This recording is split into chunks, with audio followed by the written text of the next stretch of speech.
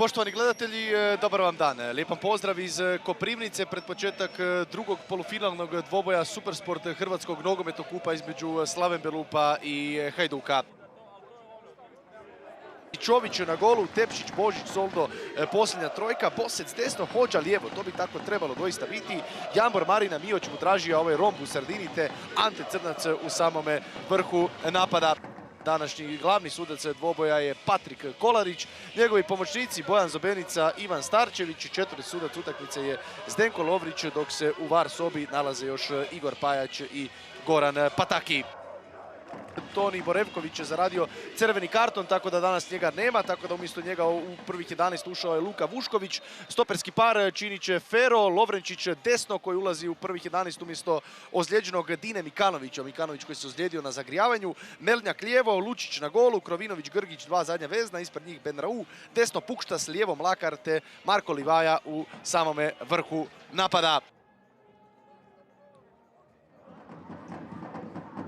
Dražija će pritisnuti Vuškovića, izaći će skroz u pritisak do Lučića. Lučić koji griješi, Lučić koji je dosta dugo čekao sa ispucavanjem ove lopte i na kraju zamalo i kobno dugo čekao. Ostaje 0-0 u Koprivnici, ali eto, prvo uzbuđenje na dvoboju stiglo je u 6. minuti i to nakon zamalo kardinalne pogreške Ivana Lučića.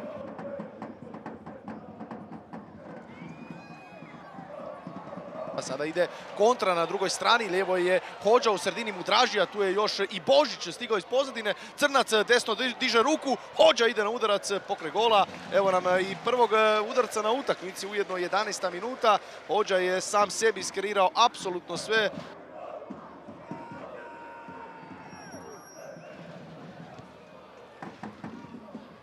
Mudražija, Mioć, Bosec, kroz noge, opet fino, lijepo za Mioća, čeka Mudražija na rubu 16 metara, čeka i Crnac, Mioć ubacuje u peterac, Lučić je očistio, Marina na odbijenoj lopti, međutim udarac ide preko gola.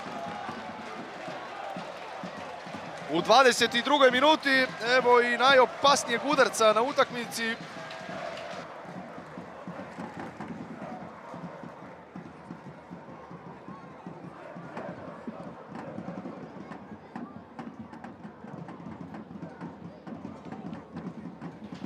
Lovrenčić, fino primanje, Lovrenčić za Livaju, Livaja puca, Livaja na odbijenoj lopti, ne može doći do nje, ostaje 0-0, ali evo prvog opasnijeg ulaska Splićana u kazneni prostor Koprivničana.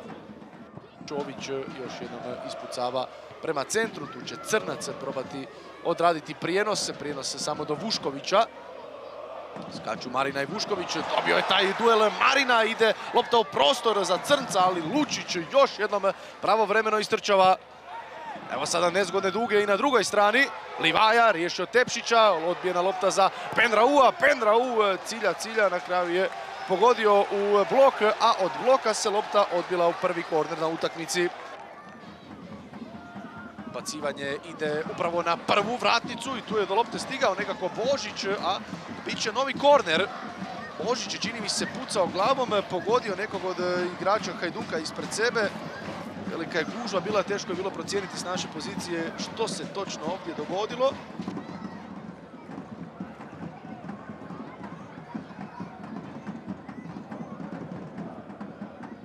Samo da vidimo novi ubačaj Livaja na prvoj vratnici. Evo prvog pravog konkretnog udarca Hajduka na utakmici.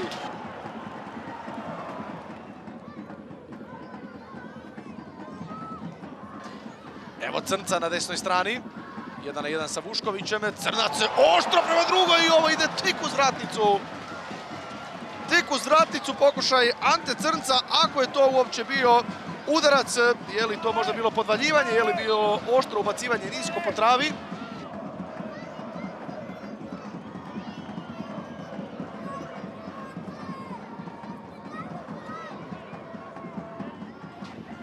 Duga lopta opet u 16 metara Slaven Belupa, spuštanje Mlakara, Melnjak, dobar lažnjak, Melnjak na udarcu, pogodio je Livaju koji ima na povratnoj Benraua, tu je Pukštas, Pukštas puca, traže nogometaši Hajduka igranje rukom, traže kazneni udarac, kaže Patrik Kolarić, igraj dalje.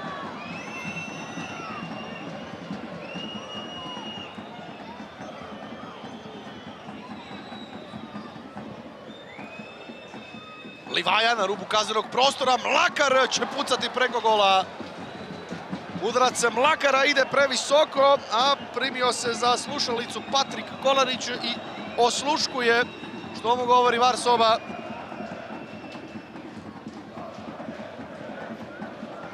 Da vidimo još jednom. Pukštas je pucao i da, ovdje čini se pogodio Jambora u desnu ruku. Patrik Kolarić donio je odluku, a on će reći da je to kazneni udarac. 11-terac za Hajduk i još čini se i žuti karton za Jambora. 59. minuta. Livaja protiv Čovića, kao pobjednik izlazi Livaja, 1:0 vodi Hajduk.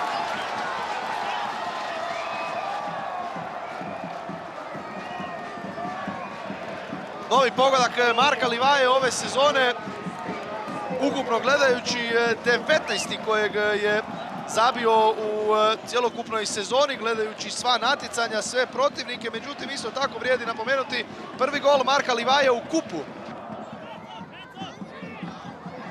Mudražija, ubačaj za Crnca, Crnac prijenos glavom, ide još jedno pokraj vrata.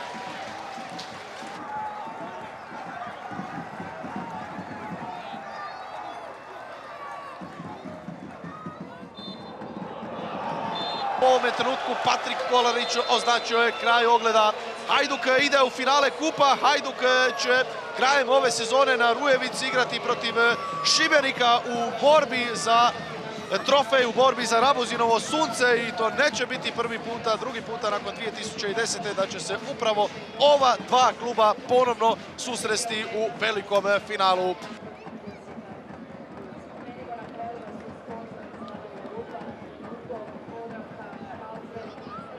Utakmica je baš bila kako smo i očekivali, doduše nadali smo se boljem terenu pa da se može nešto više odigrati, ali je već po tradiciji svake utakmica Hajduka i Slavena u Koprivnice su utakmice pune duela, pune intenziteta, pune ekscesa. Tako i danas bilo, znajući da je veliki ulog ulaznica za finale i nismo sigurno uživali u nogometu, ali smo mogli vidjeti dvije ekipe koje silno žele pobjedu, koje silno žele ulazak u finale i normalno, mi smo ti koji smo dobili, mi smo ti koji smo sreću i zaslužili. Ja čestitam i mojim momcima koji nije lako pod pritiskom, dugo nismo dobijali ovdje, stvara se ta fama da jednostavno mi ne možemo dobiti na nekim stadionima, ali evo, u kupu smo dobili i u Osijeku gdje je teško i sad ovdje, tako da svaka čast momcima na rezultatu, na borbenosti i mislim da smo zasluženo na temelju rada i svega zaslužili ulazak u finale. Prvo čestitao Hajduku na prolasku dalje, želim sve najbolje da bude poštena borba u finalu.